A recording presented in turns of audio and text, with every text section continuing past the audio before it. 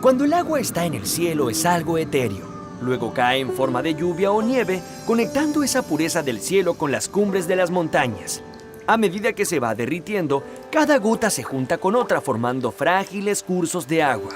Pero estos se juntan con otros y luego con otros más, creando arroyos que toman cada vez más fuerza. Así cada una de estas pequeñas gotas unidas en cantidades incalculables forman una gran corriente que recorre los valles en una sola dirección. Ese eterno fluir de los ríos conecta la pureza del cielo con la fuerza de la montaña para finalmente nutrir los campos en los valles. Es por esto que los ríos han sido fuente indispensable de las primeras grandes civilizaciones de la historia. Al igual que el río Nilo para Egipto, que los ríos Tigris y Éufrates para Mesopotamia y que el río Amarillo para China, las aguas del río Indo, allá por el año 5500 a.C., dieron origen a una de las más antiguas y destacadas civilizaciones de la historia, la civilización de India. Los indios consideraban a sus ríos algo sumamente sagrado. Es que para ellos, la vida misma era como el fluir del agua, donde cada gota, al igual que cada ser humano, debía reunirse con un sinnúmero de otras y aceptar ese sinuoso camino que le estaba predeterminado. ¿Qué? Oye, ¿me estás tomando el pelo? No, Pipo, no tienes ni un pelo para tomar. Lo que quiero decir es que en la antigua India ninguna persona podía contradecir el destino que le había sido trazado antes de nacer.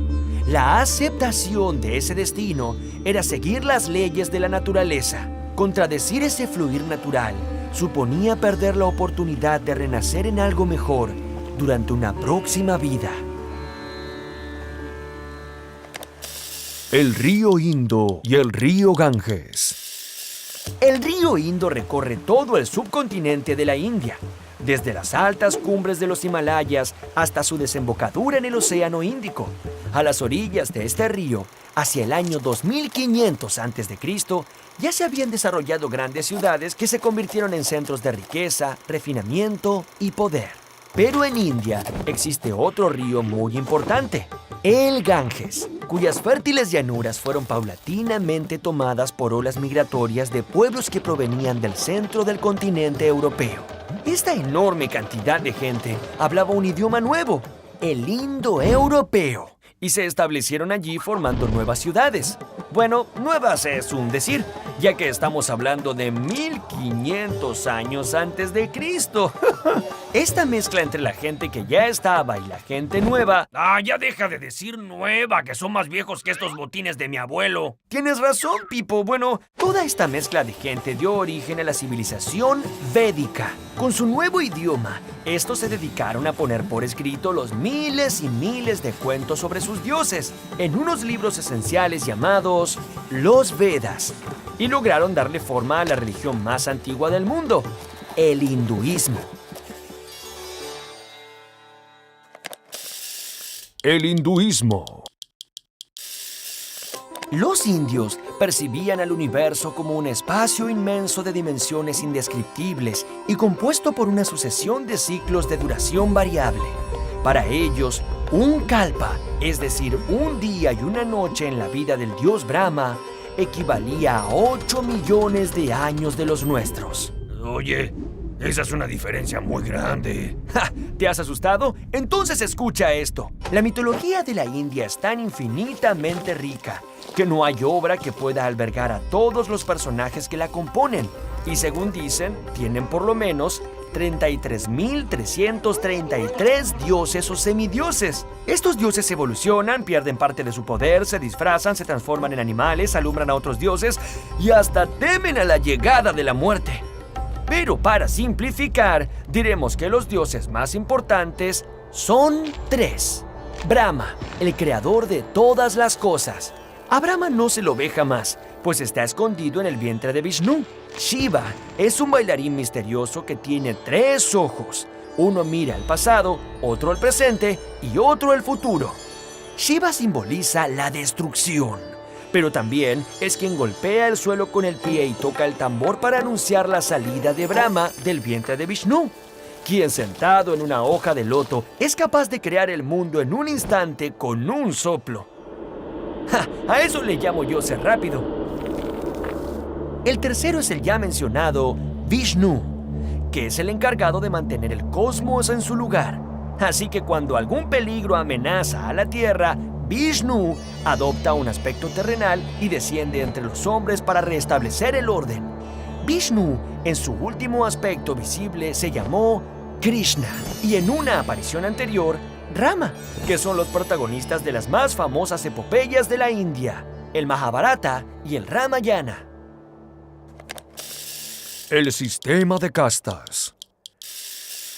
Cuenta la leyenda que los cuentos sobre el origen del mundo fueron revelados a través de las vibraciones musicales del cosmos a unos pocos elegidos. Este selecto grupo de personas fueron llamados brahmanes. Es esta música cósmica la que me transmite los secretos del Brahma. Al ser ellos los únicos en comprender el destino de los hombres, los brahmanes fueron tomando mucha importancia entre la sociedad. Ellos se transformaron en la casta dominante. Pero, ¿qué es una casta? ¿Un grupo de amigos? No. ¡Un club de fútbol! ¡Un grupo de música cósmica! Bueno, no, es mucho más que todo eso. Una casta era una forma de rotular a las personas desde su nacimiento y para el resto de sus vidas. Cada niño era automáticamente designado integrante de la casta en la que había nacido y debería cumplir con ese rol el resto de sus días. Si uno nacía en una familia de brahmanes, sería sacerdote y tendría muchos privilegios. Pero jamás podría ser guerrero, que era la segunda casta en importancia. Ellos, los kshatrijas, serían fuertes y valientes. Pero jamás podrían ser otra cosa que guerreros. Ni siquiera podrían enamorarse de una niña perteneciente a otra casta. ¿Qué digo enamorarse? Ni siquiera podrían sentarse a conversar con ella. ¡Oh! La tercera casta era la de los vaisayas, que eran los agricultores, artesanos y mercaderes. Y en último lugar, los sirvientes, llamados sudras. ¿Creen que lo peor era nacer sirviente? Bueno, no. Lo peor era ser un paria, que era una persona que no pertenecía a ninguna casta y estaban destinados a hacer los trabajos más desagradables. Los parias no podían beber de las mismas fuentes de agua que los demás y nadie podía ni tocarlos a ellos ni tocar su sombra. Si eso pasaba, esa persona sería contaminada y debería purificarse. La reencarnación. El sistema de castas que existía en la India hacía que las personas sintieran casi desprecio por la vida de personas de castas inferiores. Pero, ¿por qué existía este régimen tan estricto? ¿Cómo podían aceptar destinos tan extremos por el tan solo hecho de haber nacido en una familia u otra? Es que para los indios, la vida era un mero estado pasajero entre una vida pasada y otra por venir. Ellos estaban seguros que cuando los alcanzara la muerte, su alma se reencarnaría en otro ser vivo. Cada vida, entonces, era tan solo un paso más por estos constantes ciclos de renacimientos. ¡Ja! No crean que cualquiera sería capaz de reencarnarse en lo que quisiera. Estos ciclos de renacimientos estaban regidos por la ley del karma. El karma de una persona es algo así como un bolso que cuelga de sus hombros. Cada mala acción o cada intento por ir en contra del destino señalado equivale a poner una pesada piedra en este bolso. Si al llegar la muerte, el bolso es liviano, significa que se ha comportado correctamente. Entonces, podrá renacer en un nivel superior, como por ejemplo, en una casta más elevada. Si por el contrario el bolso fuera muy pesado, un hombre podría descender a la condición animal o todavía más abajo. Nacer paria era un castigo por haber tenido mal karma en la vida anterior. De ahí, la aceptación al riguroso sistema de castas y la imposibilidad de escapar jamás en el curso de una vida de ese destino. El camino de la iluminación. En el año 563 a.C., nació en India un hombre que trajo una nueva perspectiva, y sus ideas ayudaron a mucha gente que sufría el desprecio de las castas superiores. Ese hombre se llamó Siddhartha Gautama, pero con el tiempo se convirtió en Buda. El joven Siddhartha era el príncipe heredero de un pequeño reino, Su padre, que lo amaba tanto, no quería que él conociera el sufrimiento. Para ello, lo aisló en un maravilloso palacio rodeado de placeres, sirvientes y música encantadora. De esta forma intentó ocultarle la vejez, la enfermedad y la muerte. Pero Siddhartha sospechaba que había más en la vida que esa lujosa prisión, y como era un muchacho inquieto, comenzó a escabullirse del palacio. La primera vez que salió, vio a un hombre viejo y encorvado. Otra vez, vio a un enfermo. Y en la tercera ocasión, vio a un muerto. Entonces, afligido y consternado, ya no quiso regresar a la vida de fantasía que le habían preparado y abandonó toda su riqueza para meditar sobre el sufrimiento de la gente en este mundo. Siddhartha se internó en la selva y vivió como un ermitaño, tapándose con ropas haraposas, completamente afeitado y sin casa donde pasar la noche. Al igual que otros ermitaños de la época, Siddhartha se sentaba en algún lugar alejado con las piernas cruzadas y sus ojos cerrados. Casi no respiraba y comía lo mínimo indispensable. Así permaneció durante horas, días, semanas, meses y años. Despojado de toda satisfacción material, Siddhartha meditó con más profundidad que ningún otro hombre, hasta que un día sintió una luz interior y marchó a anunciar su gran descubrimiento. Desde ese día cambió su nombre a Buda, que quiere decir el iluminado. Todo sufrimiento nace del deseo de obtener algo. Si logramos dejar de desear, entonces también dejaremos de sufrir. Un hombre que sea capaz de dominar sus deseos por completo será dueño de sí mismo, y cuando lo alcance la muerte, ya no necesitará renacer en otra cosa, sino que su alma permanecerá en el nirvana, donde no existen los sufrimientos ni los padecimientos, logrando un estado de felicidad absoluta. La expansión del budismo. En el V siglo a.C., la India cayó en manos de invasiones extranjeras. Primero fueron los persas bajo el mando de Ciro I, y 200 años más tarde, en el año 327 a.C., los griegos al mando de Alejandro Magno se lanzaron a la conquista. Chandragupta fue el primer rey indio en recuperar todos los territorios ocupados y hacer de India un gran y único imperio.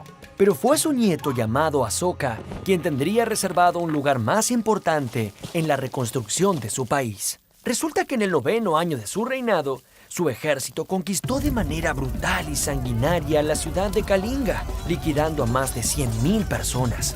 Fue entonces cuando se dio cuenta de la atrocidad a la que había sometido a su pueblo.